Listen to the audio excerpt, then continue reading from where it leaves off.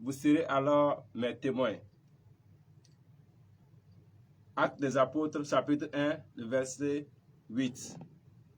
Et pour le développer, nous recevons notre frère en Christ, M. Franck Traoré. Franck Traoré, bonsoir. Bonsoir. À la suite de Franck Traoré, nous avons avec nous d'autres frères et sœurs en Christ qui vont se présenter. Moi, c'est Ouedrao Marie. Je suis Larissa Blandine du ministère Louange et Adoration. Et moi-même à l'animation, Martin Boussim. Avant d'entrer dans le vif du sujet, nous recommandons notre temps à travers une prière. Nous sommes réunis au nom du Père, du Fils et du Saint-Esprit. Amen. Seigneur, nous te bénissons, nous te rendons grâce. Merci notre Dieu pour nos vies. Merci pour ce privilège que tu nous accordes en ce jour. Saint-Esprit, nous te bénissons, nous te rendons grâce. Merci de disposer nos cœurs en ce soir, afin que le message que nous allons écouter puisse porter des fruits pour la gloire de ton nom. Nous allons demander au Milado de nous prendre un chant à l'Esprit Saint. Seigneur Esprit de Dieu, nous te louons, nous te bénissons, nous te rendons toute la gloire. Toi, l'amour de Dieu, je t'adore. Tout au fond de mon cœur.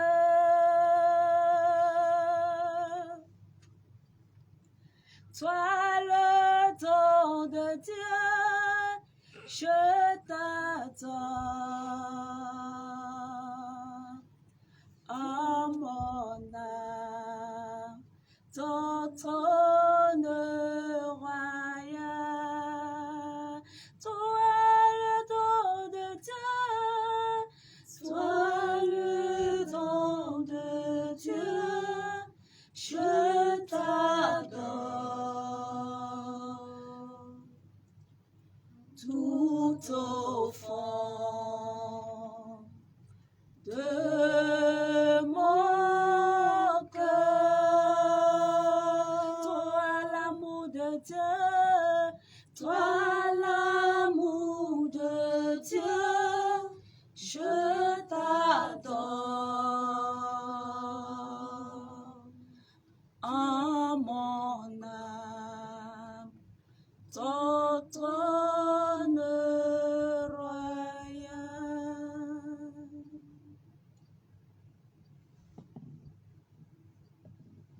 Je vous salue Marie, Pleine de grâce, le Seigneur est avec vous. Vous êtes bénie entre toutes les femmes, et Jésus, le fruit de vos entrailles, est béni. Sainte Marie, Mère de Dieu, priez pour nous pauvres pécheurs, maintenant et à l'heure de notre mort. Amen. Un rappel, vous êtes avec le Buisson Ardent pour votre émission sur le thème. Vous serez alors mes témoins. Monsieur Franck Traoré, à vous la parole. Merci. Amis auditeurs et auditrices de la Voix de l'Église, famille de Dieu, et vous qui nous recevez par le canal de Facebook, bonsoir. Toute la joie est pour nous de vous retrouver en ce soir pour cette émission et dont le thème s'inspire du thème du mois missionnaire. Vous serez mes témoins. Acte 1, 8. Être témoin de Jésus-Christ de Nazareth. Alors nous allons lire la parole de Dieu et revenir au contexte. écoutez la parole de Dieu. Vous allez recevoir une force, celle de l'Esprit Saint qui descendra sur vous, et vous serez mes témoins. Parole du Seigneur. Nous rendons grâce à Dieu. Alors le contexte de la parole est connu. Il s'agit du moment où Jésus se prépare à monter au ciel. Jésus se prépare à passer de ce monde à son Père. Il donne alors cette parole à ses disciples. Vous serez mes témoins jusqu'aux extrémités de la terre. Être témoin de sa parole, être témoin de son message, être témoin de son enseignement, être témoin de la bonne nouvelle, être témoin en tout temps et en tout lieu. Donc, le témoignage n'est pas seulement que la parole de Dieu. Le témoignage aussi concerne le comportement. Il concerne la vie. Être témoin du Christ, c'est annoncer Jésus-Christ de Nazareth comme les apôtres, annoncer sa passion, mort et résurrection, mais aussi témoigner de lui en tout temps, en tout lieu. Et témoigner de lui par son attitude, témoigner de lui par son comportement.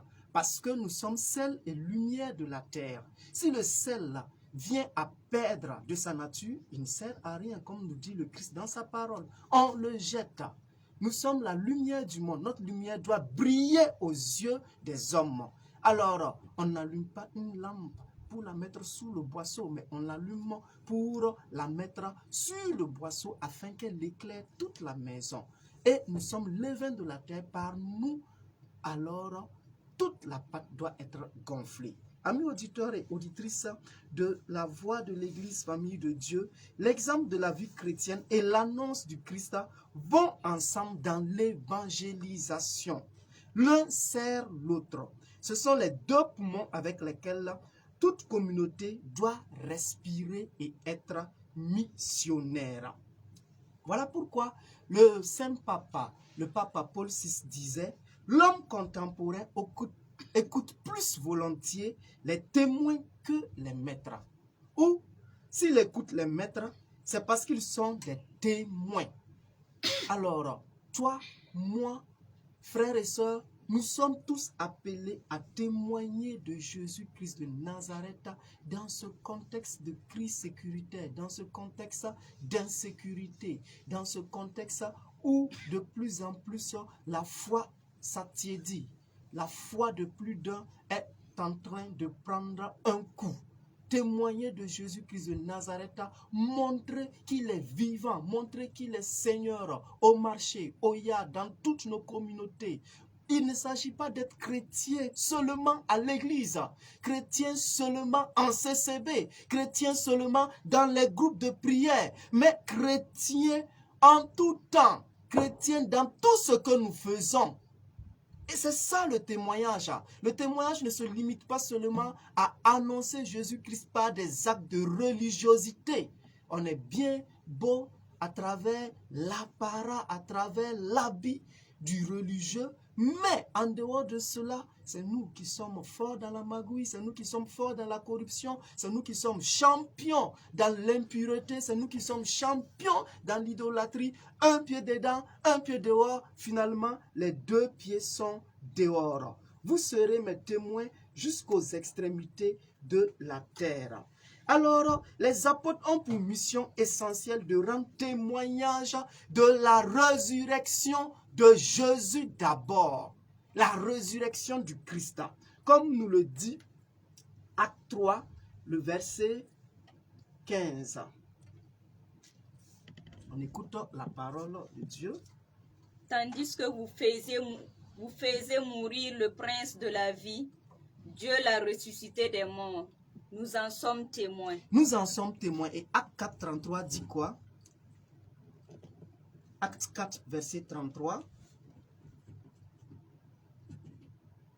Avec beaucoup de puissance, les apôtres rendaient témoignage à la résurrection du Seigneur. Donc ici, vous serez mes témoins. Il s'agit d'être témoins de la résurrection du Seigneur tout d'abord, mais aussi témoins de toute la vie publique de Jésus-Christ de Nazareth. Lorsque nous lisons Luc 1, verset 2, Jean 15, 27, Acte 1, 22, il s'agit ici d'annoncer, de témoigner de toute la vie du Christ. La mission des apôtres s'étend à tout l'univers. Et cette mission est de propager la bonne nouvelle qui n'est pas une chose, mais qui est Jésus-Christ de Nazareth. Lorsque nous lisons Matthieu, le verset 16, et Matthieu 16, le chapitre 16, le verset 15, il est dit quoi? Allez dans le monde entier proclamer la bonne nouvelle. Marc plutôt 16, le verset 15, il est dit allez dans le monde entier proclamer la bonne nouvelle. Les apôtres donc sont les continuateurs de la mission du Christ. Et nous aussi, à leur tour, nous devons nous inscrire dans cette mission d'annoncer Jésus-Christ de Nazareth. La mission divine qui est confiée par Jésus-Christ aux apôtres est destinée à durer jusqu'à la fin des siècles, jusqu'à la fin des temps. C'est une mission d'éternité. Être témoin du Christ, c'est témoigner de sa vie publique, témoigner de sa résurrection. Et c'est un devoir de témoigner du Christ. En tant que baptisés, nous n'avons d'autre choix que d'annoncer Jésus-Christ de Nazareth. L'apôtre Paul dira, malheur à moi si je n'annonce pas l'évangile. Le disciple du Christ ne doit pas seulement garder la foi et en vivre, mais encore la professer, en témoigner avec assurance et la répandre. Et Lumen Gentium, au numéro 42, dit quoi? Il dit, tous doivent être prêts à confesser le Christ devant les hommes et à le suivre sur le chemin de la croix, au milieu des persécutions qui ne manquent jamais à l'Église. Donc, avec tes combats, avec tes tribulations, avec tes angoisses, avec tout ce que tu vis, tu dois annoncer Jésus-Christ de Nazareth. C'est un devoir pour toi en tant que chrétien. Le service et le témoignage sont requis pour le salut. Et nous pouvons le voir en Matthieu 10, le verset 32 à 33. Écoutons la parole du Seigneur. Quiconque se déclara pour moi devant les hommes, moi aussi je le déclarerai pour lui devant mon Père qui est dans les cieux. Mais celui qui m'aura renié devant les hommes, à mon tour je le renierai devant mon Père qui est dans les cieux. Parole du Seigneur. Nous rendons grâce à Donc, Dieu. tu as honte du Christ. Ne sois pas surpris qu'à la fin des temps, lui aussi, il a honte de toi. C'est clair, c'est net. Le service et le témoignage, le chrétien n'a pas à rougir, à rendre témoignage du Christ. C'est ça. Il ne doit pas avoir honte de témoigner du Christ. On dit non, voilà. Non, non, non. Tu dois annoncer le Christ dans ton quartier, dans ton célibatorium où tu es. Tous doivent voir en toi la lumière du Christ briller. Et à travers toi, avoir envie de donner leur vie à Christ. Il ne s'agit pas d'une œuvre des missionnaires. Il ne s'agit pas d'une œuvre du renouveau. Il ne s'agit pas d'une œuvre d'une catégorie de personnes. Mais une œuvre pour nous tous, baptisés, confirmés. C'est ça. Nous sommes appelés à témoigner. Tous les chrétiens, partout où ils vivent, sont tenus de manifester par leur exemple de leur vie et le témoignage de leurs paroles, l'homme nouveau qu'ils ont revêtu par le baptême et la force du Saint-Esprit qui les a fortifiés au moyen de la confirmation. Donc, on dit de témoigner du Christ.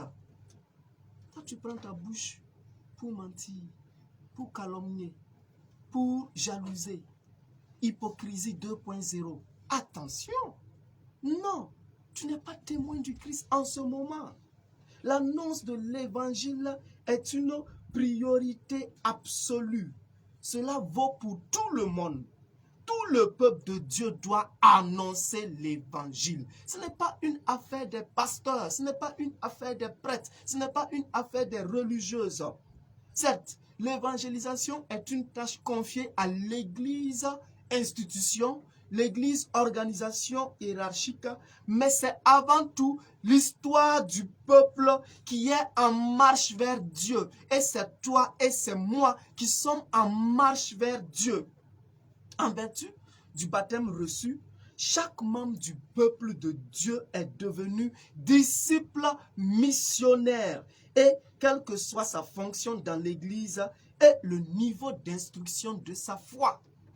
C'est pas dit non, comme je n'ai pas fait des études théologiques là, voilà, moi je ne connais pas, moi je ne suis pas avancé, je ne connais pas la Bible. Non!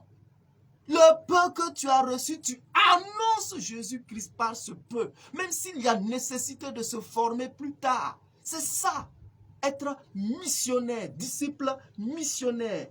Tout chrétien est missionnaire dans la mesure où il a rencontré un jour l'amour du Christ, l'amour de Dieu à travers Jésus-Christ de Nazareth. Ou tu l'as expérimenté, ou tu ne l'as pas expérimenté. Si tu l'as véritablement expérimenté, il ne s'agit pas de rester dans ta zone de confort. Il ne s'agit pas de rester en sécurité avec sa femme, avec ses enfants et ne pas s'engager et ne pas contribuer à la construction de l'église famille de Dieu, à l'édification de l'église de Dieu. Non. Au contraire, si tu l'as reçu et tu l'as véritablement expérimenté, tu dois l'annoncer. C'est une joie, c'est un devoir, mon frère, ma soeur. Et quelles sont les dispositions pour ce témoignage? Il s'agit de porter l'évangile aux personnes avec lesquelles chacun a affaire. Donc, ces personnes-là, ce sont celles-là qui sont proches de vous. Et elles peuvent être aussi des personnes inconnues. Il s'agit de la prédication informelle que le missionnaire peut faire quand il visite une maison. Tu parles de Jésus-Christ de Nazareth, tu annonces Jésus-Christ de Nazareth. C'est avoir la disposition permanente de porter l'amour de Jésus aux autres. Et cela se fait spontanément en tout lieu. Dans la rue, sur la place publique, au travail, en chemin, au quartier, dans les cours communes, au yard, au campus. Il faut l'annoncer. Et cette prédication, quelle est l'une de ces dispositions? C'est une prédication respectueuse, aimable, de personne à personne, dans une attitude humble, sous le couvert du Saint-Esprit. Parce que il dit quoi? Acte 1:8 dit quoi? Vous allez recevoir une force d'en haut, et c'est en cela que vous serez mes témoins jusqu'aux extrémités de la terre. Sans le Saint-Esprit, on ne peut pas annoncer Jésus-Christ de Nazareth. Il est le moteur de l'évangélisation, le carburant de l'évangélisation. Et tu as besoin de lui pour annoncer, pour témoigner avec puissance. Cela signifie s'ouvrir sans crainte à l'action de l'Esprit Saint. Parce que l'Esprit est celui qui nous infuse une force, un courage, une audace pour annoncer Jésus-Christ de Nazareth, pour annoncer la nouveauté de l'évangile à voix haute, en tout lieu, et même à contre-courant. Une évangélisation faite avec esprit est très différente d'un ensemble de tâches vécues comme une obligation pesante que l'on ne fait que pour supporter. C'est ça. Lorsqu'il n'y a pas le Saint-Esprit, ça devient une charge, ça devient une corvée. Non. Or, s'il y a le Saint-Esprit, cela devient une annonce joyeuse, vivante, efficace. L'urgence du témoignage. Notre témoignage, amis auditeurs et auditrices, après 120 ans d'évangélisation, pour nous qui sommes ici au Burkina Faso, bientôt nous allons fêter les 125e années d'évangélisation au Burkina. Notre témoignage doit être nouveau dans son ardeur, nouveau par ses méthodes, nouveau dans son expression et nouveau dans sa stratégie. Oui, notre témoignage doit être nouveau sur tous ses plans et non nouveau dans son contenu, car il n'existe pas d'autre évangile que celui qui a été annoncé par Jésus lui-même et répété par les apôtres. Donc, la bonne nouvelle n'est pas quelque chose, mais quelqu'un. Jésus, qui a donné sa vie pour nous. Le 3e jour, est ressuscité d'entre les morts et est vivant pour ne plus mourir à jamais. La bonne nouvelle donne donc de l'espérance, quelle que soit la situation ou la circonstance. C'est ça. Allons-nous être toujours ces chrétiens de carême sans pas? Nos églises sont remplies de chrétiens, n'est-ce pas? Mais la quantité n'est pas la qualité. Quand on regarde le visage des chrétiens, ils sont tristes, ils sont malheureux.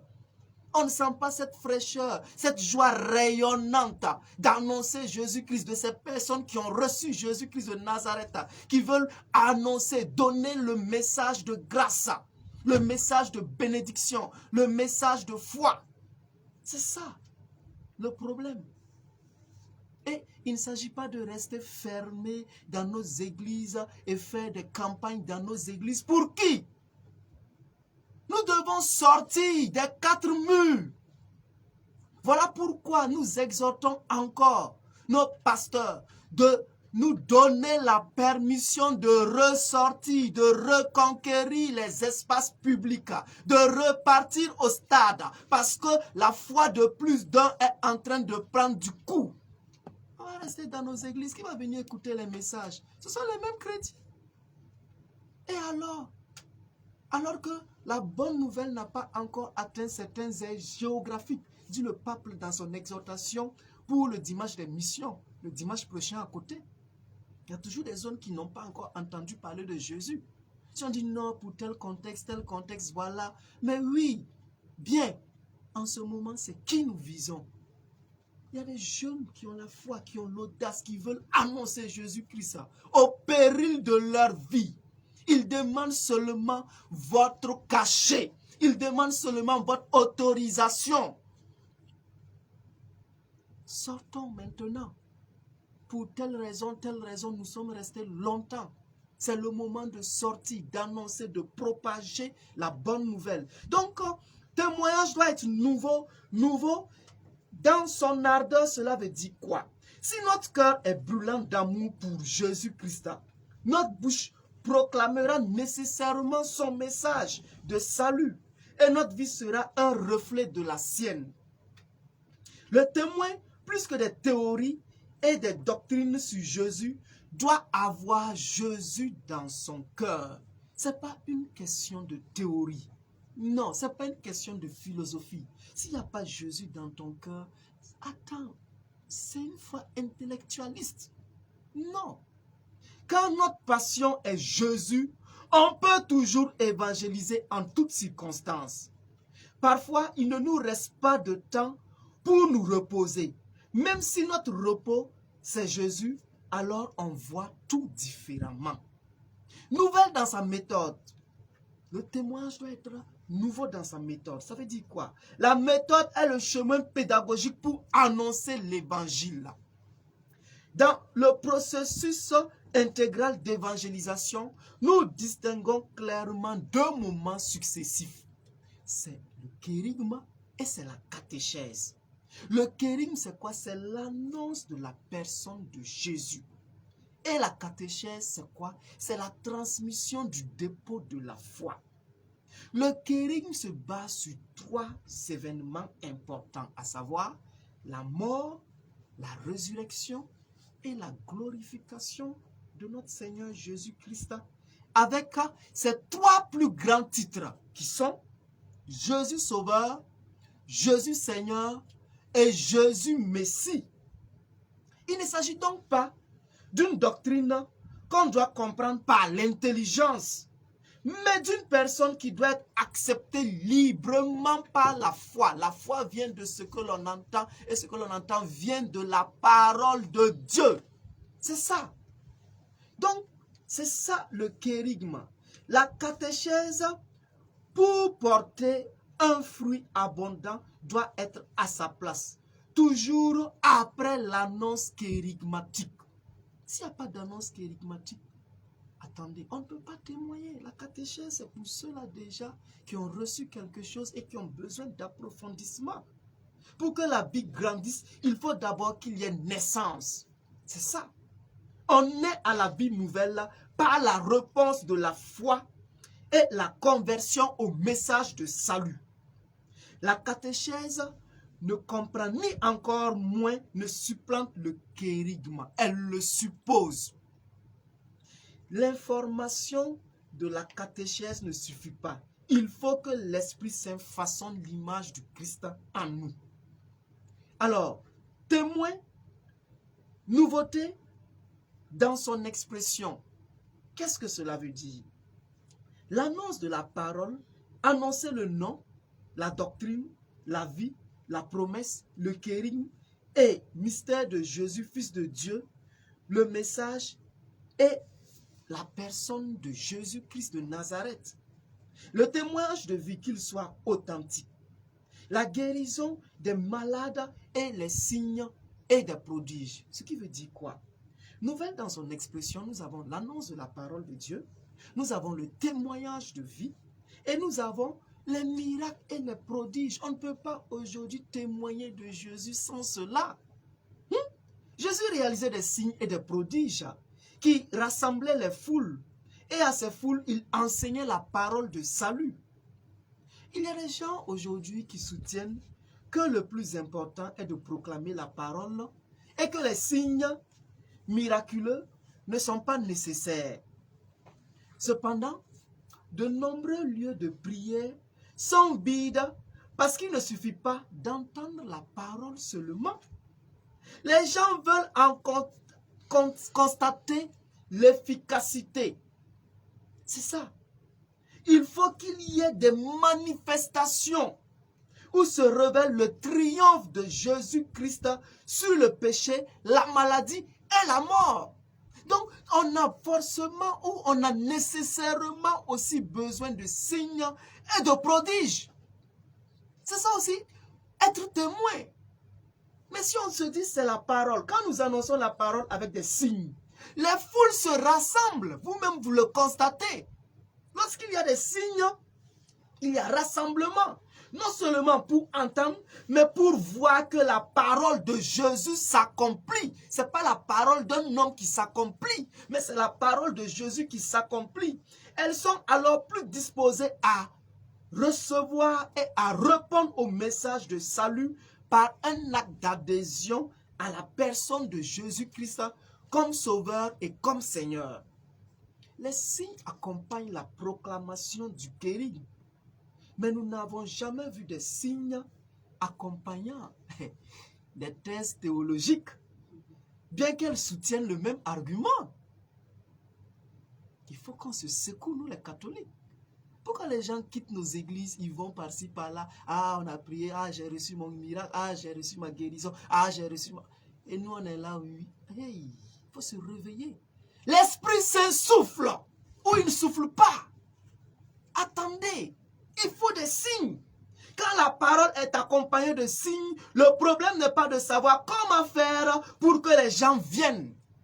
Mais bien plutôt, comment faire avec tous ceux qui viennent. C'est ça. Les guérisons et les miracles ne sont pas des appendices secondaires de l'évangélisation. Car c'est à travers eux que se révèle l'efficacité de la parole proclamée. Ou bien Jésus est vivant ou il n'est pas. Mais Jésus est vivant. S'il est vivant, il guérit, il délivre, il libère. Alors, si on dit non, allez proclamer, reçois, non. Il faut aussi des signes. Ensuite, et pour terminer, notre témoignage doit être nouveau ou dans sa façon d'évangéliser. Nous devons chercher de nouvelles façons de prêcher. Comme je le disais tantôt, repartir dans les stades, repartir dans les lieux publics.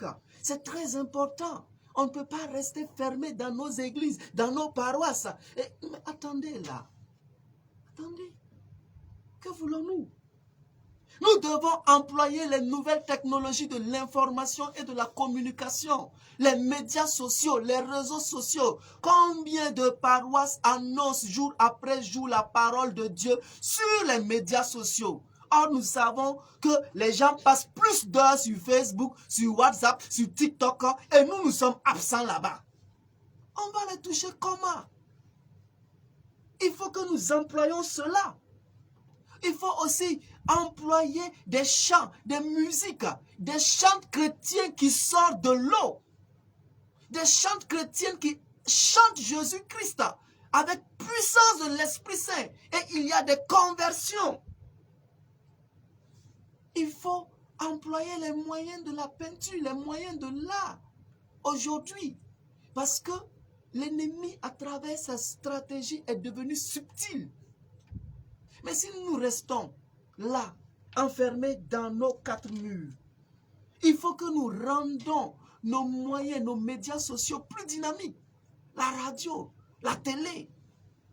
Il faut que nous ayons l'audace de mettre en place des web TV qui annoncent Jésus-Christ de Nazareth.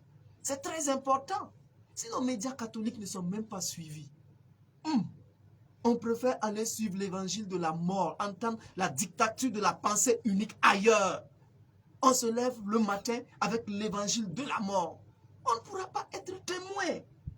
Dynamiser nos CCB et les multiplier partout. Mais si nos CCB, c'est pour se rencontrer les mardis soirs, les vendredis soirs, pour réciter le rosaire, pour faire le chemin de croix, il n'y a aucune innovation, il n'y a aucun moyen de toucher les gens en profondeur dans leur réalité, ça ne pourra jamais marcher. Être témoin, c'est être aussi au plan économique des banques chrétiennes catholiques. L'Ouganda l'a fait lors de son 75e année et lors de son centenaire d'évangélisation. Le Bénin est en train de lancer. Et nous, nos églises vont se vider parce que les gens n'ont plus de moyens. Parce que ces banques-là doivent être basées sur la vision de l'église, la pensée de l'église. Écrit dans la presse, nous n'écrivons pas. Interpeller les députés chrétiens catholiques qui sont à l'Assemblée nationale ou tout chrétien occupant des postes de responsabilité. Et c'est ça. Si eux-mêmes ils sont des contre-témoignages, on dit c'est à cause de que le pays est dans ce qu'il est aujourd'hui. Nous avons honte. Honte à nous tous. Il faut que nous ayons le courage de les interpeller sur leur foi et leur dire il y a certaines doctrines, certains principes qui vont à l'encontre de la pensée de l'Église. Nous ne pouvons pas y adhérer. L'homme est corps, âme, esprit et intelligence. Par conséquent, le salut ne doit pas s'étendre à l'être humain, le salut dans son âme seulement ou dans son esprit seulement, mais l'être humain tout entier. Il faut prendre en compte tous les aspects de sa vie. C'est en cela que nous allons pouvoir le toucher dans ce qui le préoccupe, que ce soit la vie économique, que ce soit la vie politique, que ce soit la vie sociale, etc. Il faut que nous arrivions à transformer les structures injustes et inhumaines. C'est ça aussi témoigner, influencer les cultures, instaurer la civilisation de l'amour. Notre mission de témoigner mérite toutes nos forces, amis auditeurs et auditrices, et toute notre vie. Ce que nous ne faisons pas avec passion est voué à l'échec. Vous le savez bien. La réussite dépend de l'absolu de notre engagement. Mais les chrétiens remplissent les églises, ils ne sont pas engagés.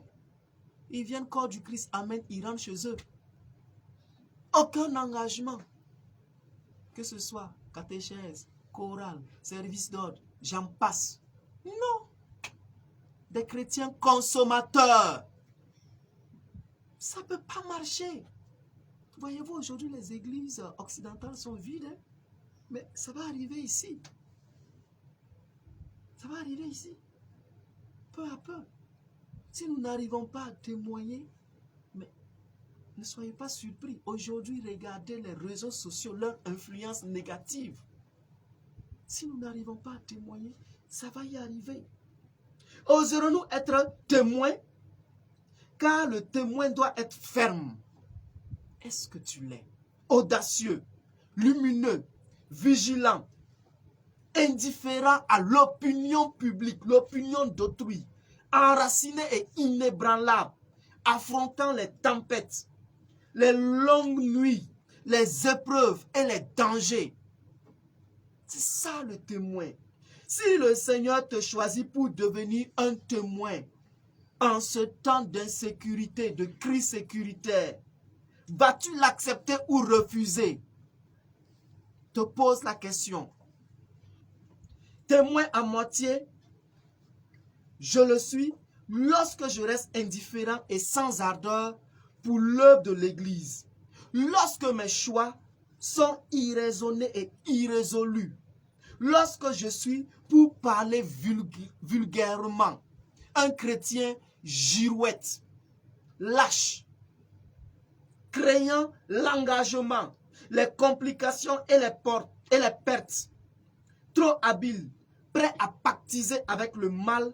Quand je n'ose pas dire la vérité, je suis un témoin à moitié.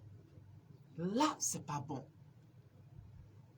On préfère aller vendre son âme au diable pour avoir des postes politiques, l'ascension sociale fulgurante aux yeux des hommes que d'annoncer Jésus-Christ de Nazareth. Je suis témoin authentique lorsque mon choix ne porte que sur le Seigneur, lorsque je le crains lui seul et son seul jugement, lorsque j'accepte d'être calomnié, accusé injustement, haï, rejeté, quand je n'accepte pas de me compromettre avec les manœuvres du monde, quand je conserve une âme généreuse, courageuse, une foi ardente et une charité kérigmatique. C'est très important. Et pour terminer, comme le disait le pape Paul VI, nous l'avons dit, le monde d'aujourd'hui a plus besoin de témoins que de maîtres. Mon frère, ma soeur, toi qui m'écoutes, toi qui me suis en direct, la connaissance tu l'as. Mais est-ce que tu témoignes véritablement de Christ? Le monde réclame des évangélisateurs qui lui parlent d'un Dieu qu'ils connaissent et fréquentent comme s'ils voyaient l'invisible.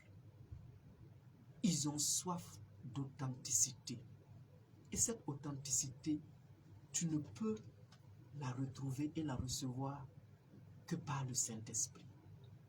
Voilà pourquoi, en ce soir, peut-être que quelque chose est sémé en toi. Nous allons, après ce résumé, demander au Saint-Esprit de nous donner la force, le courage, la grâce et la capacité d'annoncer Jésus-Christ de Nazareth à temps et à contre-temps, quel que soit ce qui arrive. Amen. Alléluia.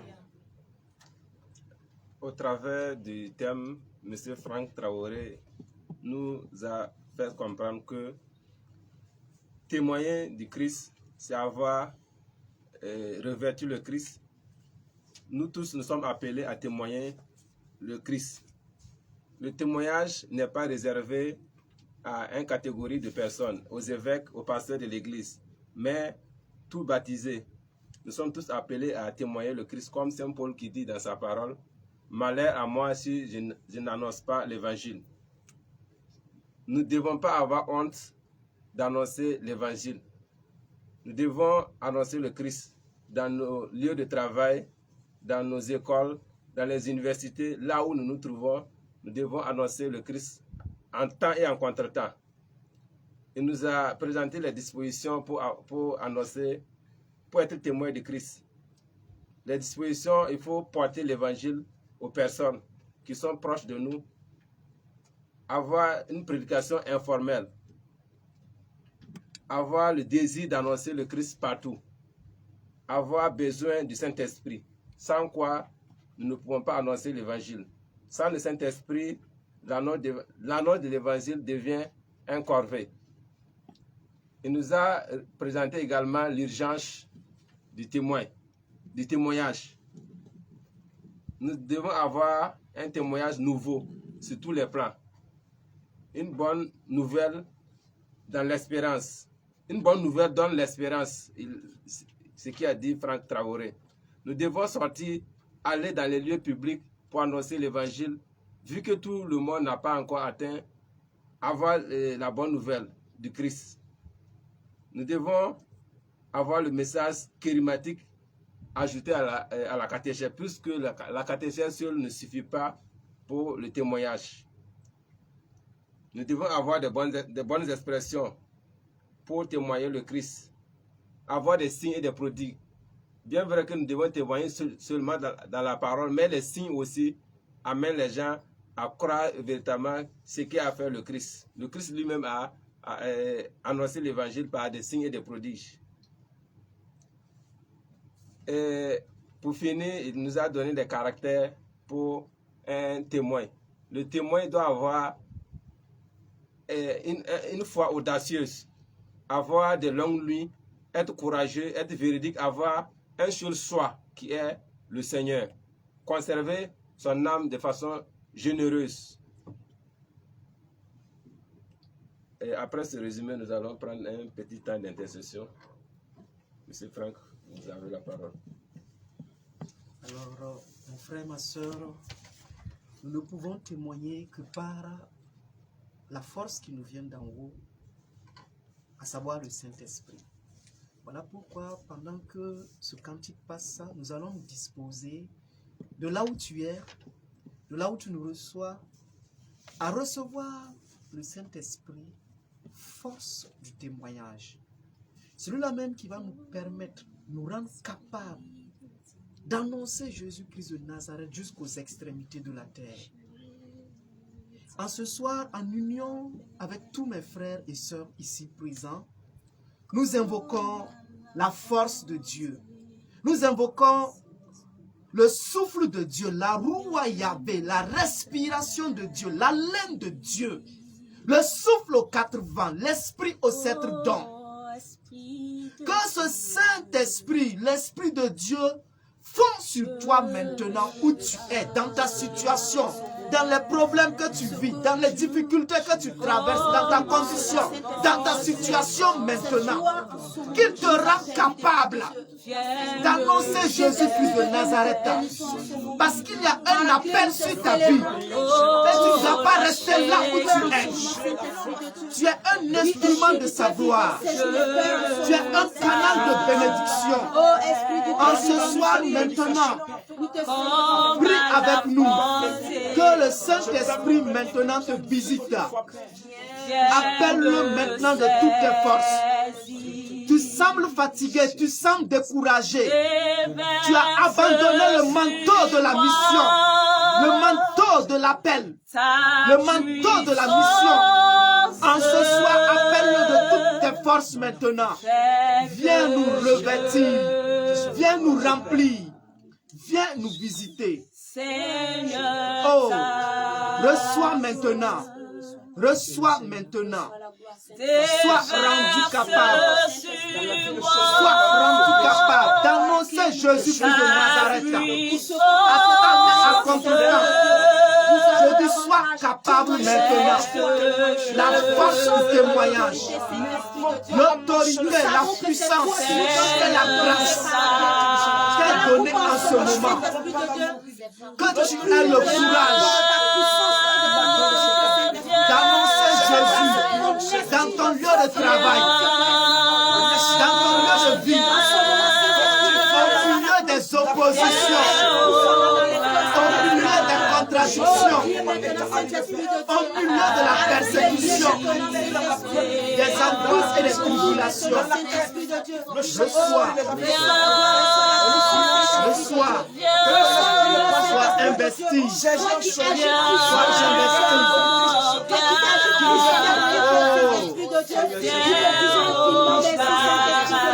Lève-toi, vaillant guerrier. Lève-toi, conquérante. Comme la Sainte Vierge Marie.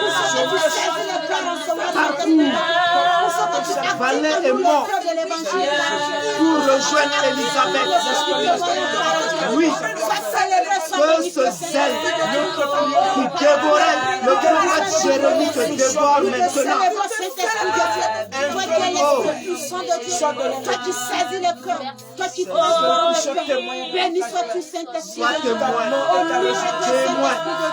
comme Philippe, sois témoin, comme Paul, sois témoin, comme Pierre, sois témoin, comme Jean, sois témoin. Oh,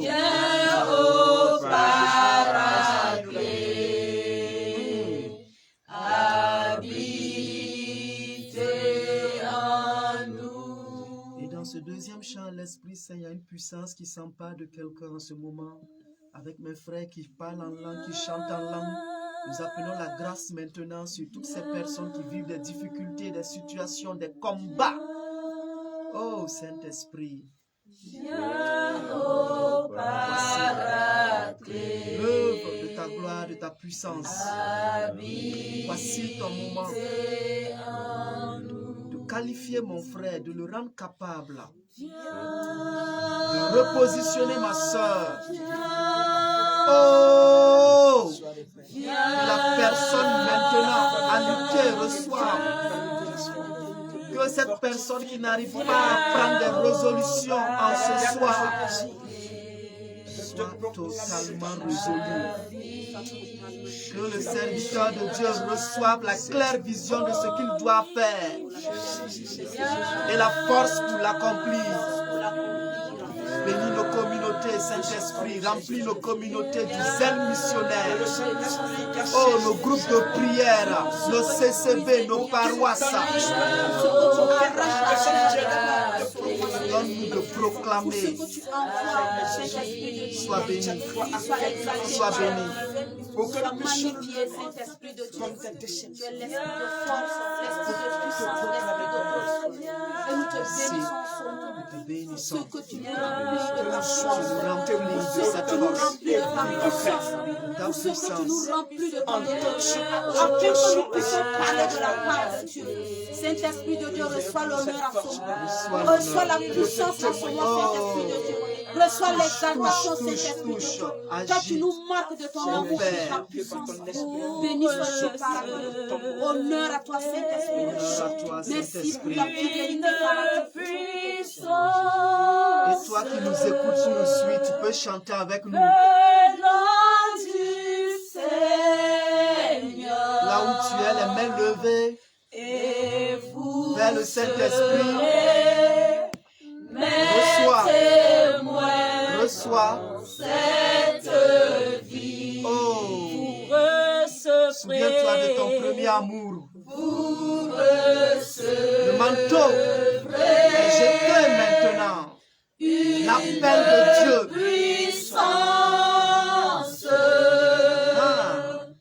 Venant du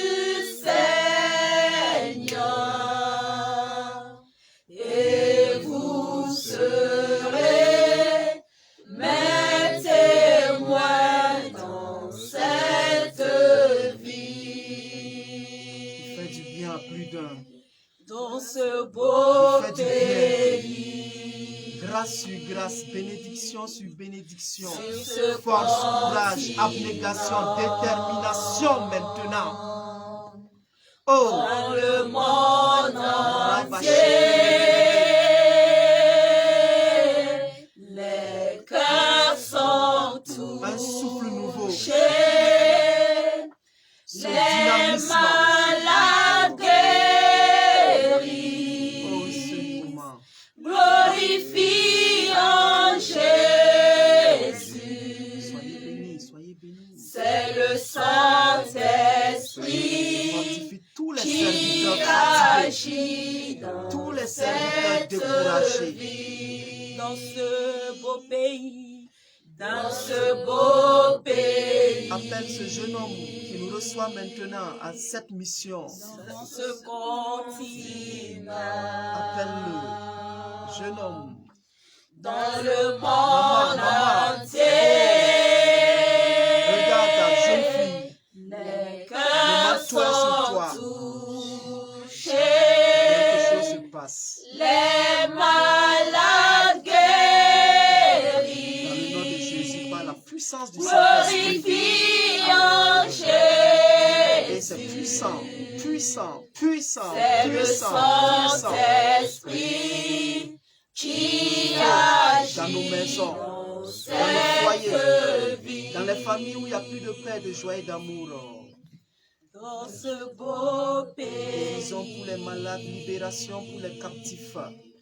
Sur ce continent. Foi, grande foi maintenant. Dans Paix le pour notre pays, le Burkina monde Faso. entier. Sécurité maintenant. Oh, Les cœurs sont merci. touchés. Les mains